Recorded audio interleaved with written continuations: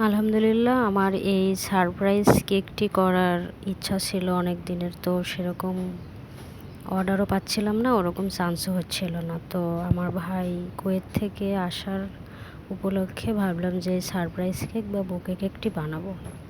তো প্রথমে এখানে গোলাপ দিতে চাইছিলাম, তো গোলাপটা ভালো হচ্ছিল না। পরে 1M নজলের এই ফুলটি তৈরি করলাম। তো ভালোই লাগছিল কেকটি প্রথম হিসেবে।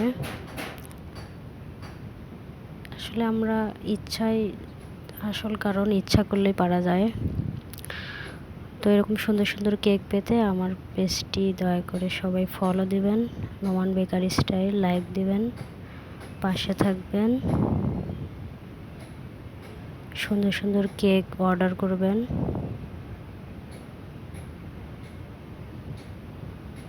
আল্লাহ হাফেজ।